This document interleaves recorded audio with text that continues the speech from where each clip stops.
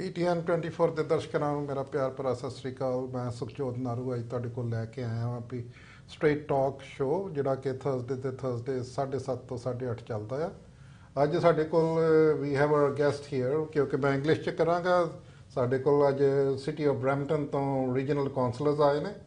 So both of them you are welcome to the show today. ਧੰਨਵਾਦ। ਸਤਿ ਸ੍ਰੀ ਅਕਾਲ। ਸਤਿ ਸ੍ਰੀ ਅਕਾਲ, thank you Naru. Well, there you go.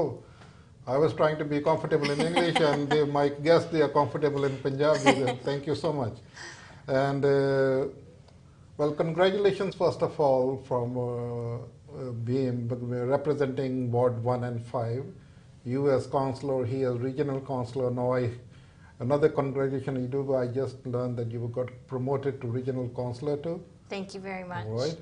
And at least for the next 2 years, you're going to serve in that capacity. So I do believe you have the experience to do all that, right?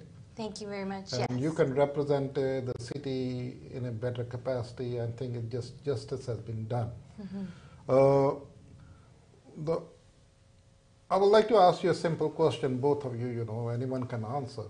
What motivated you to go into, representing the people in public service in the city of Brampton? Well, as a person that was raised in Brampton, living in Brampton, now raising my son in Brampton, for me, I have seen our city from when I was a kid and Bouverde was still a dirt road, really transformed from a small town into a growing municipality, into a big city. And unfortunately, the way that council in the past was making decisions and the way that the city was moving, it wasn't moving in the same direction at the same pace. And so in my experience living in other municipalities around the world and working in all three sectors, the private sector, nonprofit sector, and in the public sector, I thought maybe now is an opportunity and time to take that learning and experience and try to do something in the role of council. And so I decided to run for office to see what that would be like. And it's been great so far. Wonderful. Why did you choose him as your running mate? Paul has tremendous experience. Well, we found each other, you could say, Yeah. and for similar reasons as Councillor Santos, I decided to become engaged in the 2014 election. I know that. I ran 4 years ago for the first time and came very close. And that experience and the feedback from so many residents who responded positively to the message that we need people at City Hall who are true representatives, who are listening and who are engaging with them on a regular basis. And so from that time until now, both of us have been very engaged, listening to people and trying to measure what their dreams and what their views are for the city of Brampton.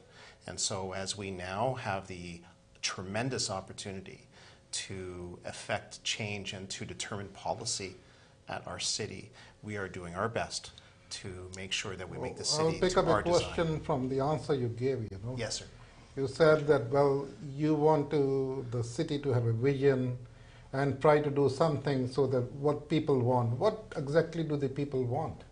I think the people of the city of Brampton want to see Brampton become a city.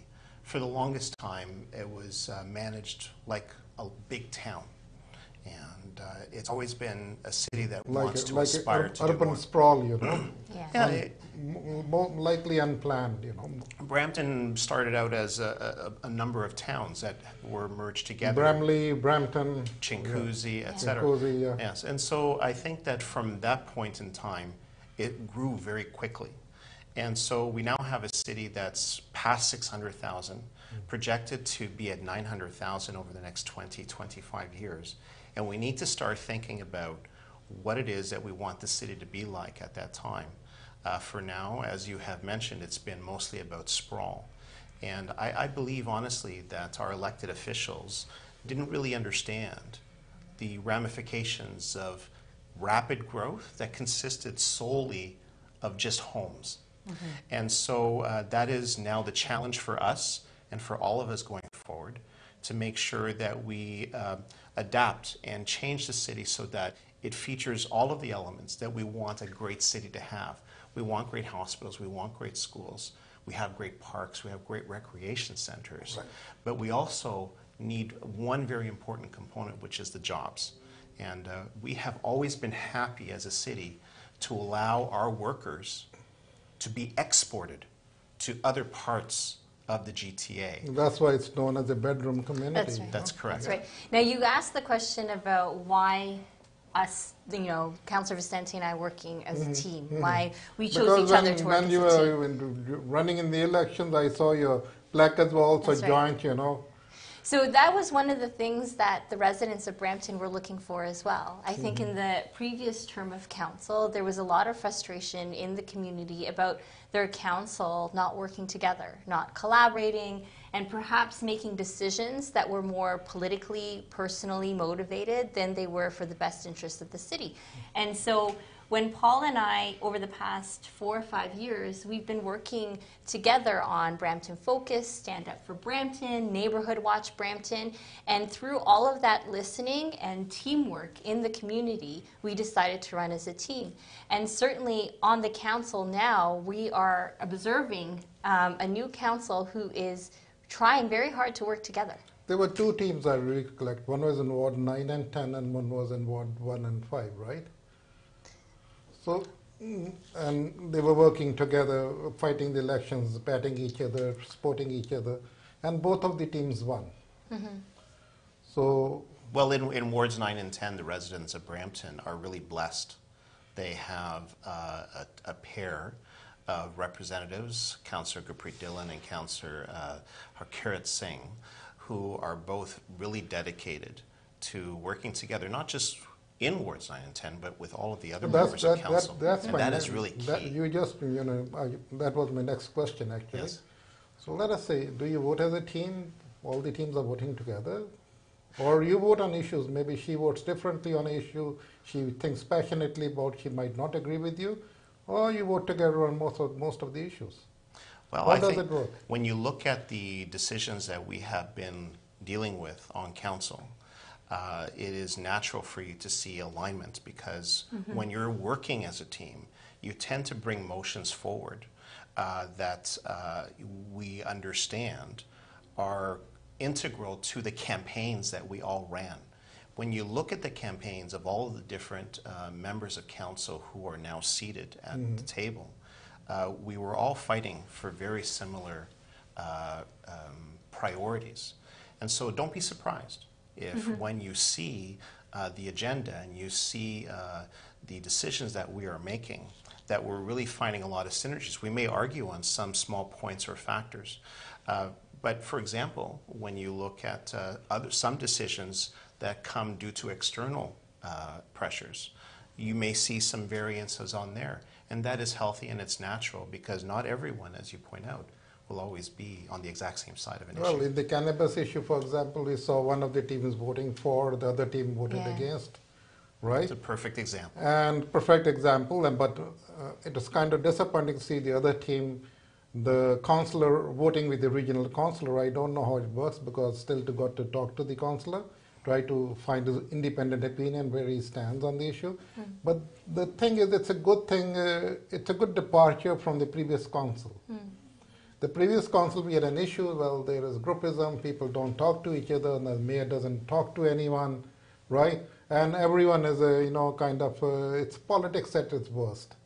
So people wanted change and they elected a new council. It's very refreshing to see the mayor interacting with every other council, trying to make it work, as it should be, The mayor is not supposed to be, encouraged in a high standards. Well, look here, any councillor wants to meet me, they have to come and see me.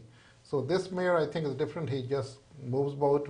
He might go to your chamber, sit down with you, have a coffee, and talk about issues he thinks passionately about, and you can do the same anytime.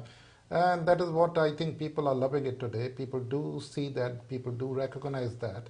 Yes, and the mayor's office is always open. So we walk in and just if his door is open, we walk into the office and we are able to share our ideas and we debate, and we don't always necessarily agree. At the end of the day, what's great working with Councillor Vicente and some of the other councillors around the table certainly is that we all knocked on doors for the whole campaign, right? And so when we are constantly engaging the residents in the community together. Like Councillor Vicente and I have already hosted 4 or 5 town halls together. Yep. When you are listening to the community together, it is natural to come up with decisions and motions that you support together and are in agreement with because you're listening to the same group of people. And if our decisions are based on community engagement and on facts and evidence and research, then that alignment will happen. Well, I agree with you there, but the broader question is that as regional councillors, your job is not to look after the needs of one M5, it's to look at the need for Brampton and the region too at the same time. So there's quite a clash in that.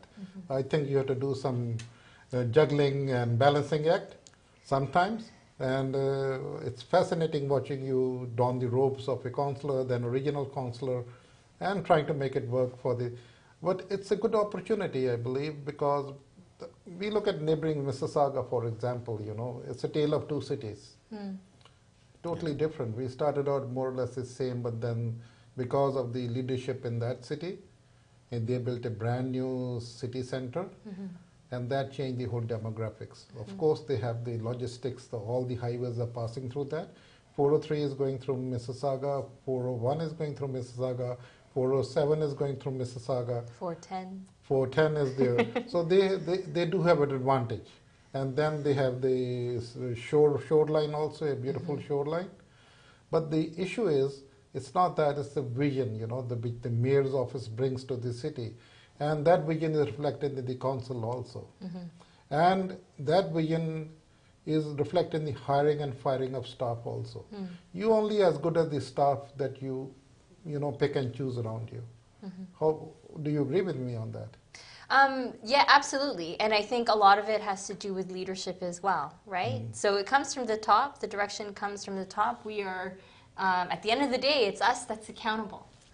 So you're right. You know, if you don't have the right people in place to implement that vision, then it becomes an issue. And you know, staff really, they primarily take their direction from motions that are put on the table and approved in council. But in conversations with every member of staff, they also get a sense of where our priorities are. Okay. And so if in the past the priority of the city was to do one, and now our priority is another one, they begin to pick up and realize that this is where the city wants to go. One of the most refreshing things about becoming new elected councillors when we first began together at City Hall was the process that staff undertook to engage with us. They wanted to pick our brain and say, well, you know what, you just came fresh off a campaign, you all knocked on thousands of doors. What were the people of the city of Brampton telling you? That's right. And you're a humble man, Nehru, and I remember in 2014 us having discussions, and we were talking about how important it is to consult the people. And I remember you saying to me, if you're consulting the people and you do what they say, you can never go wrong. Right. And so I think that that is how we operate, and even the staff are operating at that level. They want the city to reflect what the people of the city of Brampton would like to see. Well, that's a refreshing departure from the previous administration, I must say, because my feeling is a little bit different. When I look at the brochures they give you, the bundles of paper, the real pages at the bottom, 3 or 4 of them, the rest all padding. And it takes a lot of experience. You need to be pretty educated and you have to have knowledge how to go through the stuff and look for the pages which matter, Yeah. And this is what I was telling previous people also. Well, look here, if you can't locate what is there in this bundle here, the folder that I give you, this folder means nothing. The motion is only 3 or 4 pages. You have to look for that, and if you can't, the staff is not going to help you. Now that is the difference here. We have councillors and regional councillors who are highly educated, right? And they have more experience than anyone in the city at the moment. And that is why we are proud of the fact that we have a council which is beautiful, which can do it. If this council can't do it, I don't think any council will ever be able to do anything in 4 years. So I give you high marks for that. And the way the council members are now interacting with each other, even on motions where they disagree very strongly, Yes. still I see the interactions going on, Yes. right? Yes. Even when you disagree, you try to interact. Yeah. It's okay. I believe one thing, every councillor or regional councillor or mayor who disagrees with the motion, he still does it in the best interest of Brampton. If you agree to that, it is still in the best interest. Only thing is that the question of understanding the issue, right? And that is the process where I think the consultation process, which was missing earlier, the consultation process is a refreshing departure. And the credit for that I would give to the mayor for taking the initiative, because otherwise he would have been left out in the cold the way the numbers were falling. But he grasped the initiative and tried to do the opposite of that. He brings a lot of experience as a PC chief, you know, and what he went through. So he doesn't want to do that all over again. So he's pretty cautious in that, right? Well, he certainly has demonstrated a strong desire to make sure that he's always bringing folks to a mutual point of agreement. Right. On a motion where you have a variety of different opinions, there is always some commonality as well. Right. And so he seems to be particularly adept at finding where those commonalities The common are ground, right? and moving forward on those items. And it's also the small things. So we were talking about the staff. Now, Councillor Vicente and I, for the past 3-4 months now, we have been actively going out to the front lines to meet all the frontline staff in the city. Oh, okay, that's good. And like in every department to understand, because we have budget coming up. You have 6,500 people working for you. It's important for With us. a budget of $700 million. That's right. And it's Plus. important for us to understand what that means on the ground. And so we've been touring, you know, the snow, public works, we've done all the recreation, we've done parks, various different departments, and the staff appreciate that. Now, what I will say about the mayor's team is also about the staff. In the past, City Hall has operated, even at the staff level, in silos. And what the mayor's office has done recently is they are bringing the staff together. Oh, okay. And they, for example, was it last week or the week before, had our first potluck, where all the staff, all of the councillors, all the senior staff were invited, hosted by the mayor's office, to sit around a table, have a meal together, That's and get to know interesting. each other. That's interesting. Wow, fascinating, eh? And then it's these small things that bring people together, and then the conversations start. And so when the important business is on the table, you have people who are already Tuned in. tuned in. That's one way of saying it, but also they have a strong desire to focus on those items. And they are already a working unit. And so I think that as we go forward, and I certainly hope, and it is our wish, and it'll be our strong effort to make sure that that does not change. Well, Paul, I have a question for you. Yes, sir. We go a long way together, you know. Yes. In 2014, we had coffee together, remember? Yes, we did. On Ontario. And at that point of time, you had a couple of questions for me. But now it's a different league. I have questions for you. I hope I could answer them. Well, yeah, no. But what, even then you were pretty motivated to serve the people, right? And at that point, you were not getting paid. You served the people for 4 or 5 years without being paid. Today they are paying you. But that doesn't make a difference. That only dedicates you more to the people. Because now you're being paid, you have a position, and you can do something for them, right? So what motivated you in the first place to go into politics? I think it was, in particular, one resident that I spoke to in 2014 who made me realize, even as you're competing and working in an election, it is your intention to win that election. He made me realize that I may not make it that time. Okay. And he said to me at the time, do you promise to do everything between this day and the next election to continue to be engaged? And he made me really think about what it was that I was doing in 2014. 2014 wasn't a 4-month campaign. It was the beginning of a 4-year campaign to be able to represent the people of the city of Brampton. And so that is why we were doing all of that work, whether it was through Brampton Focus, Neighborhood Watch, Stand Up for Brampton.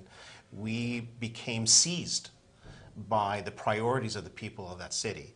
And, you know, as observers, we were all watching the previous council as they did their functions and as they made their decisions. And without criticizing, you observe and you are listening to what people are saying. You're watching what the members of council are doing. You see where the priorities, perhaps sometimes they're in alignment, other times not in alignment at all. And so these are all teaching moments for us. And I think that that engages us to continue to listen and to continue to work to find out what it is that people want. And you're busy too. We were doing broadcasts just like you are doing here. We were conducting town halls. We were working on ways to make the city of Brampton safer by creating Neighborhood Watch Brampton. Okay. And so we, you could say, busied ourselves, but also was through a desire, a dedication, if you will. Of course, you can't do anything without a desire and a dedication to serve the people. Yes. And does it flow in your blood? I don't know. Your family? I think it's in our genes. Oh, I assume in terms of, do we have other members of our family? Family interested in politics? Or? So my grandfather in the Philippines, living in Manila, was an attorney, well-known attorney in the Philippines, in Manila, and he actually ran for mayor at one point. Okay. So there's jokes in the family that I get it from the Santos side of the family, and specifically from my grandfather. Well, there you go, something. The bloodline is there, right? That's special. Yes. I get politics from my mom, and she gets it from her mom. Yeah. And she's still very active at the age of 97, though, serving the people. I'm not on that same league, you know. But I try to do a little bit here and there, make a difference, trying to understand what is going on. And once you understand what is going on, you can try to contribute also. Yeah, and you know, in your case, if your mother was the person who sparked your interest in following issues, all of us have mentors, people who created that initial interest, that initial spark. Right. And I'm sure if we had 2 or 3 hours here, we could talk about all of the people. Definitely. We can have more shows, you know. Who touched upon us and had an impact like that. We can have a roundabout Brampton, you know. Absolutely. Roundup Brampton, something like that. Yeah. And Rowena, I understand you've been Queen Park for like 12 years, serving in different positions. You were the Chief of Staff and Andrew Howard? Not Chief of Staff. I was Director of Tour and Community Engagement. Okay. And then you served as a campaign manager for Jagmeet in 2011? Correct, yes. And he won, right? Yes, that was our first breakthrough for the NDP in Peel region. Yeah, a strong breakthrough. They're still consolidating on that. Yes. So there are 3 MPPs of NDP now in Correct. Brampton? Yeah. 3 out of the 5. And so during the provincial election, I was the Director of Field at the time. Director of Field is mostly the person on the ground, helping to organize the various campaigns on the ground. And then 2014, you helped Gurpreet with his campaign? Yes, correct. You were his campaign manager? Correct. Wonderful. And then you decided to run for yourself in 2018? That's right. So what did you do between 14 and 18? I was still working at Queen's Park. In different capacities, and most recently as the director in Andrea's office. So I was mostly still at Queen's Park dealing with the provincial level of government. Okay, so you straight from the frying pan into the fire. You know? I will say that, you know, being an organizer behind the scenes, managing campaigns, helping other people get elected is one thing. It is behind the scenes.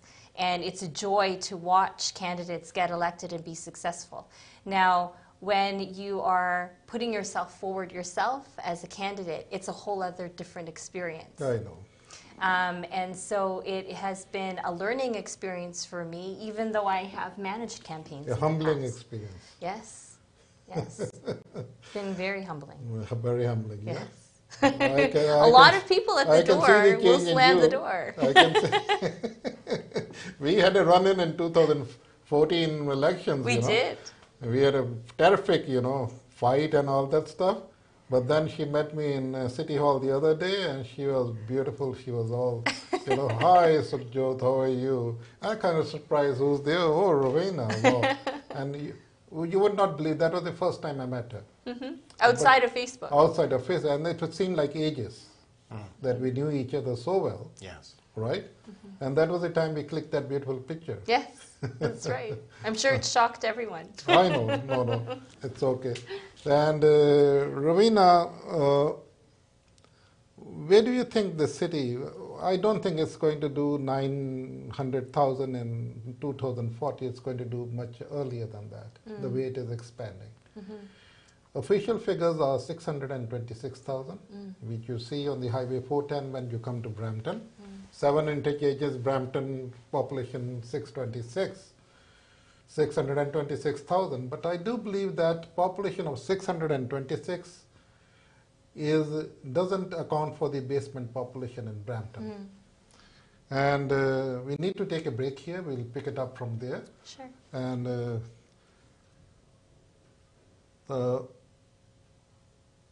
ਅਸੀਂ ਤੁਹਾਡੇ ਨਾਲ break ਤੋਂ ਬਾਅਦ ਫਿਰ ਆ ਕੇ ਫਿਰ ਅਸੀਂ continue ਕਰਾਂਗੇ ਥੈਂਕ ਯੂ ਵੈਰੀ ਮਚ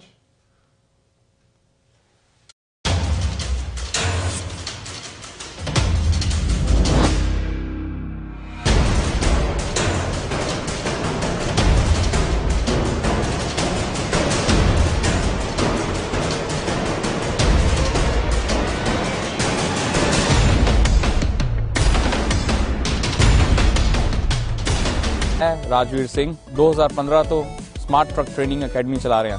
ਇਹਦੇ ਵਿੱਚੋਂ मैं बहुत सारे स्मार्ट ड्राइवर्स प्रोड्यूस किए हैं जिहड़े कि